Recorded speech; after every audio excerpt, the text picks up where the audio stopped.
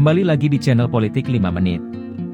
Klik subscribe untuk dapatkan update video tentang berita politik terbaru. Ternyata ini 5 faktor Kaesang lebih berpotensi menang di Jateng. Ketua Umum Partai Solidaritas Indonesia, PSI, Kaesang Pangarep disebut lebih berpeluang menang jika maju pada pemilihan kepala daerah, Pilkada, Jawa Tengah, Jateng, ketimbang Pilkada Jakarta untuk sementara ini. Direktur Eksekutif Trias Politika Strategis, Agung Baskoro mengatakan, ada beberapa faktor yang mendasari analisisnya tersebut.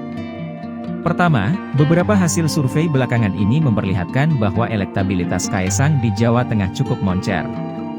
Bahkan, Lembaga Survei Indonesia, LSI, sempat mencatat menjadi yang tertinggi mengalahkan kandidat terkuat di Jawa Tengah, Irjen Pol Lutfi yang saat ini menjabat sebagai Kapolda Jateng. Dari sisi elektoral, otomatis lebih berpotensi dia, Kaesang, menang di Jawa Tengah dan ini bisa membuat partai-partai melirik Kaesang sebagai calon yang potensial untuk dilirik bahkan direkomendasikan dibanding ketika dia maju di Jakarta sebagai calon gubernur, kata Agung dalam program obrolan Newsroom bersama Kompas.com, Selasa, 9 Juli 2024. Meskipun PSI hanya mendapatkan 2 kursi pada pemilihan legislatif, Pileg, 2024 di Jateng, Agung menyebut, Kaesang lebih berpeluang menang jika maju pada Pilkada Jateng dengan modal elektabilitas yang bagus belakangan ini. Menurut dia, Anies sudah membuktikan dengan elektabilitas yang bagus maka partai politik, parpol, akan mendekat dan memberikan dukungan.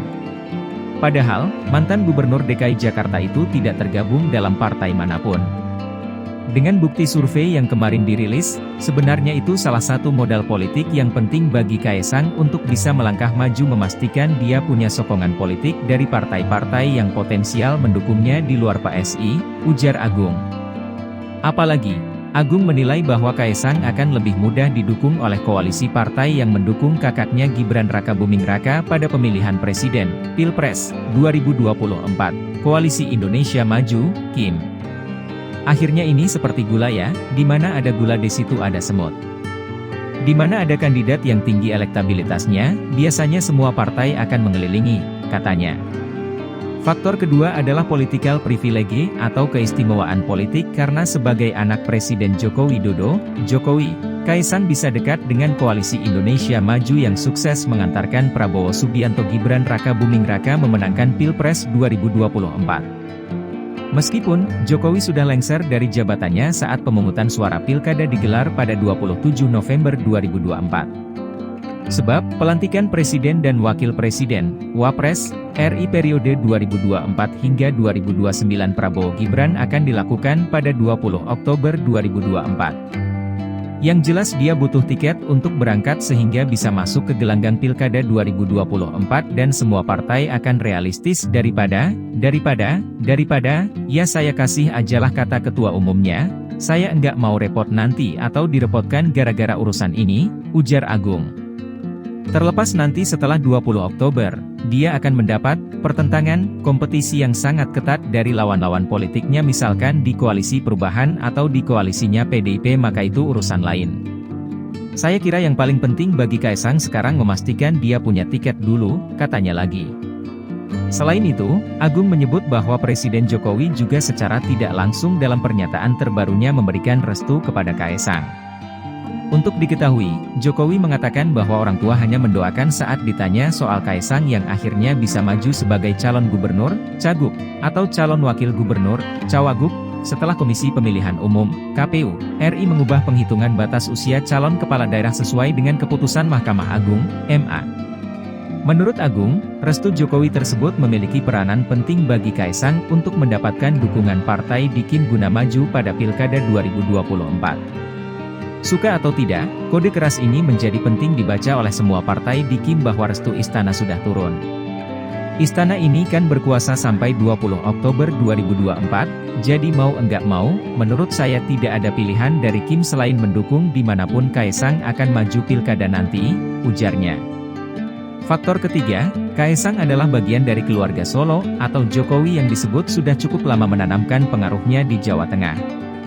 Ditambah lagi, ada residu Pilpres 2024 yang berasal dari kemenangan Gibran.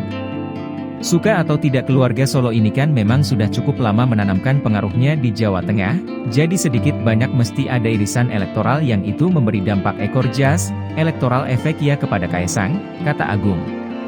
Keempat, Partai Demokrasi Indonesia Perjuangan, PDIP, yang menjadi partai pemenang pada Pileg 2024 di Jawa Tengah, belum memperlihatkan kadernya yang menonjol untuk diusung pada Pilkada Jateng.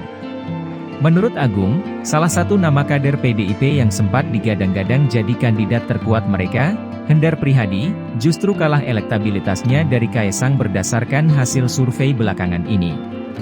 Otomatis peluang ini bisa dibaca dan dilirik oleh Kaesang sebagai kesempatan untuk memastikan bahwa dia bisa maju bahkan memenangkan pertarungan karena kandidat dari PDIP pasca Ganjar Pranowo tidak bisa lagi menjabat, masih cukup dinamis ya, ujarnya.